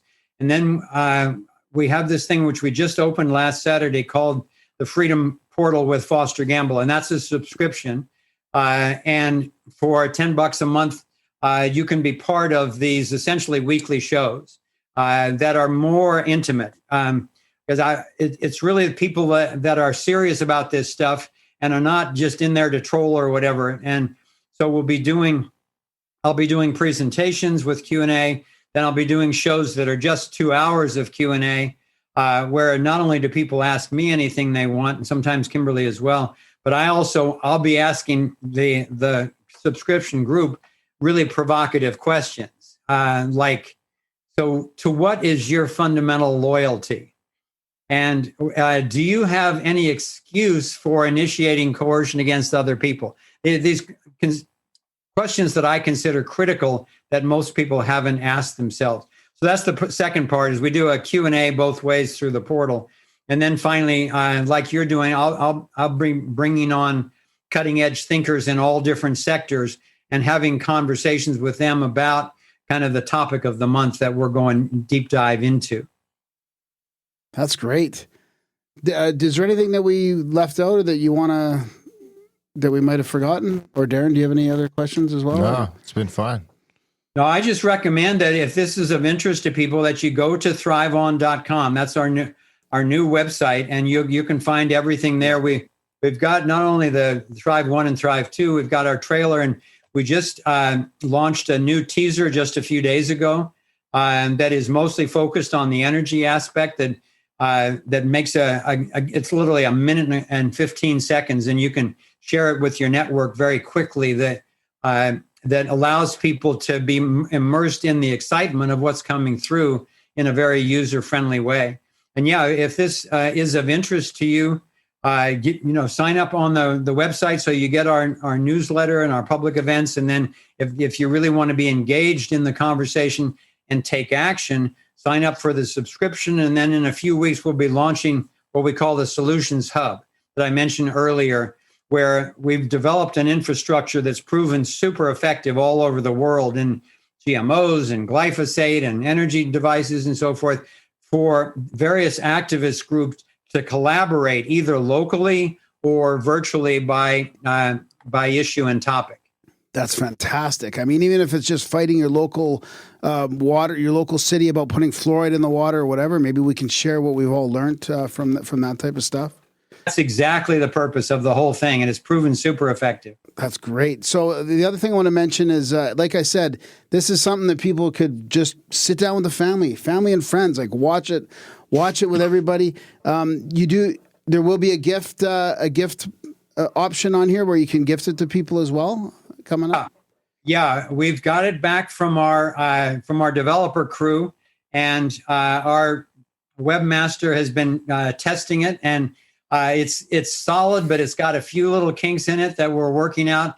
And the estimate I got from the team yesterday was that probably in about 3 weeks, and we'll do a whole promotion of that, because it's going to be so many people have been asking, how can I give this to my friends? And so I think I shouldn't even say, because it might not be accurate, but I think it'll be that you can gift as many as you want over the internet to your friends at a 30% discount. Oh, that's great. Yeah. People have signed up literally for thousands of dollars already, saying, okay, here's my list. Tell me when it's ready. I'm just sending it out to my friends. Because it is a very shareable movie. Our greatest honor is when somebody shares it with their friends, because that means they trust you. Yeah. And we really look to make the film, we go into some challenging information, but it's not in panic mode. It's not the sky's falling and, we're hopeless. It's like, no, here's what's happening. Humanity is making significant progress, but we need to keep going. And here's the great news that we see that's coming out. So it actually, believe it or not, it's a lot of families and a lot of communities it's only been out 3 weeks, and a lot of people are gathering their families and communities and schools and so forth and sitting down, because you get educated in a hurry, and then the discussions that come after are really rewarding. Yeah. Do you guys have a box set available yet? Yeah, we do have DVDs that are available. There's discounts if you get 10 or 30 or 100. The DVDs just came through a few days ago, so they are available now on our website. Fantastic. Well, I really love the film, and we really love to chat with you. It's been great. Been great meeting you finally. And we'll keep an eye on all your stuff, and we'll talk about it on the show for sure. It's something very important. I mean, it really, really resonated with me, pardon the pun. Thank you. I can't wait for Thrive 3. Kimberly and I joke that it's the only topic that's taboo around our houses. Don't mention Thrive 3. You know what? You could call it Thrive. You could call it Thrieve. That's a bad joke. Okay, that's good enough. Actually, interesting that you say that. The number of people are starting to show it in old drive-in movies. Oh, that's great. And they're calling them thrive-ins now. Perfect. That's great. Perfect. Awesome. Thanks a lot. It's an honor to get to speak with you guys and to share this with your network. Excellent. Thanks, Foster. Come back anytime. Okay. See you later. Bye-bye. Bye. And that was a chat with the one and only Foster Gamble. Thrive, like I said, one of those movies that me and you were watching before we started podcasting. What'd you think, buddy? That was fantastic chat. Yep. It was great. He's so open to all this stuff. Very knowledgeable too. He lays it all out, even the healing part, lays it all out so I could actually visualize what he's talking about with the V cells and the fluid around your blood and how it extracts from your bones. Like, oh man, it's inspiring. Yeah, and the movie is super visual too. It helps kind of walk you through a bunch of that stuff. It's like 2.5 hours long. I think the first one's there too. I mean, the first one is probably all over the place by this point, I would say. Yeah, I'm not sure. It's definitely worth watching both of them. And yeah, big thanks to Foster for coming on the show and for making the movie. And big thanks to you guys for listening. If you liked it, you guys got to support the show. Get some value from the show. You got to support the show. It's like you got to buy their movie and stuff like that so that they can keep making more movies and keep doing the great work they're doing. We like to do great work like that too, but get more supporters first. GoAmerica.ca/support. Yep. Spiel. ThriveOn.com. Thrive on. Help us thrive on. Remember that Scott Adams thing? Because. We got to put because in it, right? Because we thrive. Support the show because we need a new chord. What happened to the audio? I don't know. The chords are breaking down as we speak. As we speak. There's this fuzzing. We're like driving over this one with the chairs constantly. I'm sure that's not helping. We need a better setup.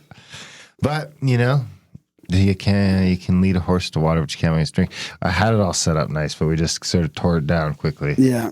That was inspiring. It was an inspiring movie, inspiring chat. Yeah, I'm inspired. Yeah, that'd be a little one to put all together. Is listen to that one and the Adam Apollo one and the Nassim Harriman one, and you could really go down a little rabbit hole there. Marshall Lefferts too. Yeah. Nice little amalgamation of shows. Yeah. Anyway, I'm hoping that's just the headphones that are cutting out. Is that just my headphones? No, it's mine too. So it's more than the headphones if we're both hearing it. It was happening through the show, too, a little bit. Yeah, I know. I might have fixed it. We'll see. I think it's from driving over the cord with the chair. GoAmerica.ca/support. We'll probably need a new cord again. And, all that other stuff, too, because newsletter. Sign up for the newsletter. We're almost at 1,000 newsletter subscribe on iTunes. Yeah. Subscribe on iTunes. Review the show. Share the show. Tell your friends about this motherfucker. You can get some swag and some masks and some T-shirts. GoAmerica.ca/swag. You can find any donation will get you the Black Budget feed, or even just asking nicely. Ask nicely, but any donation automatically gets every you. You don't even have donation. to ask. You don't even have to ask. It's just like it's like no, you don't have to talk to someone. No, it just happens. You donate, bang, you're in. There's a bunch of extra shows there. Like I say, you can just ask nicely if you want those too. There's some audiobooks in there. A bunch of great audiobooks. You can join the chats, GoAmerica.ca/chats. I mean, if you just go to GoAmerica.ca, there's a little bar of stuff there, and it's got like everything, all the stuff. It's in the show notes too. It's in the show notes too. Yeah. You can find the show notes on whatever podcast player you're using. Do all that shit. That'd be fabulous. Then go support, and we would love you forever. Thanks for listening, and we will see you next week. We all need a credit card mortgage in the yard. Does anyone think about it, or as few have publicly said? Central banks run government despite constitutions in the pledge. Doesn't matter who you vote for, the government still gets in based on lies, promises, and sin. Lincoln warned us of the enemy within, and I quote from him. Money powers prey upon the nations in times of peace and conspire against it in times of adversity. It is more despotic than monarchy, more insolent than autocracy, more selfish than bureaucracy. I see in the near future a crisis approaching that unnerves me and causes me to tremble for the safety of my country.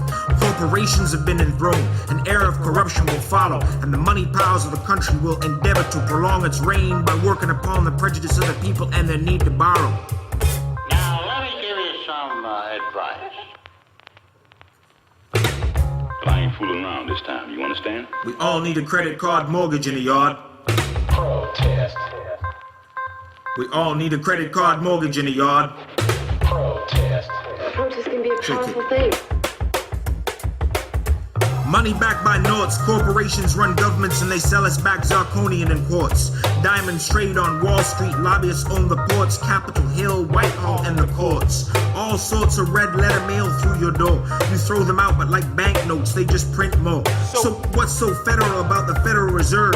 Not even attached to the state, yet wearing a title they don't deserve. Money is debt, the cartel prints what we earn. We're buried in credit cards like ashes in a urn. Like a mouse on a wheel chasing a cheddar check to pay your interest for your home. 25 years before you can call it your own. And even when I buy my groceries, I pay with plastic for so-called ease. A new catchphrase, enter your PIN number, please. Now, let me give you some advice. I ain't fooling around this time, you understand? We all need a credit card mortgage in the yard. Protest. We all need a credit card mortgage in the yard. Protest. Protest can be a powerful thing. Don't have the money today, that's okay. Put it on layaway. You pay back twice as much, but 12 months seems a long way away. So to saving for a rainy day. 34% annual payment rate or APR. You know it's too high, but you want that new car. Lost your job and suddenly walking afar. Your subprime mortgage is eating all your pennies from the penny jar. Cash is king, but off with his head. Replaced by credit instead. Debt is heavy as lead. Worry follows you to bed. Pretending like you're not home, you've even stopped answering the phone. Shoulders not big enough to bear the weight of debt alone. 3 pounds over my overdraft, and that suddenly turned into 30. Banks crushing the little guy. Banks playing dirty. Hailstorm damage got you blue? Sunburn get you let down? Well, introducing the new Chemtrails. Chemtrails are a convenient new chemtrail that we plow through your sky to ensure you with the haziest and non-blue sky that you could have. Chemtrails. Choose from our variety of geo-engineered aerosols loaded with toxic chemicals. Some chemicals may include barium, strontium-90, aluminum, cadmium, zinc, viruses of all sorts and varieties, and chafe, which actually looks like snow, but may actually be fibers coated with aluminum, desiccated blood cells, plastic, and paper. All chemtrails can be conveniently customized for your needs. Just ask our friend here, James Cruz. Chemtrails. James Cruz ordered the barium, strontium-90, and the chafe. And the chafe he chose was desiccated blood cells and plastic. Chemtrails. So I'm sitting in my backyard, getting sunburned constantly, and I hear this ad come on the radio. Chemtrails. Chemtrails. And what they can do for you is amazing. For 33 payments of $333, Chemtrails. no more sunburn. Thanks, Chemtrails. Chemtrails. Thanks, Chemtrails. Chemtrails. That's right, James. For 33 easy payments of $330, you too could have a hazy sky with zero sun and zero sunburn. Chemtrails. With our brand new technology coming straight out of MIT, we fitted an airplane with nozzles, and we can come to any area in the world and spray your backyard.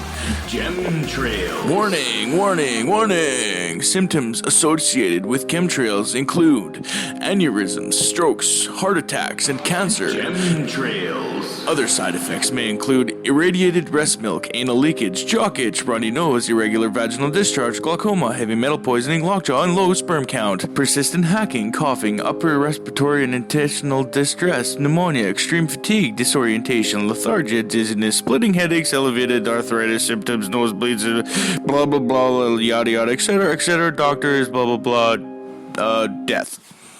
Chemtrails. If you want it, we spray it. So get your Chemtrails today. Call 1-900 Gray Sky. That's 1-900 Gray Sky. That's 1-900-WEFUCKED. Thanks, Jim Trails.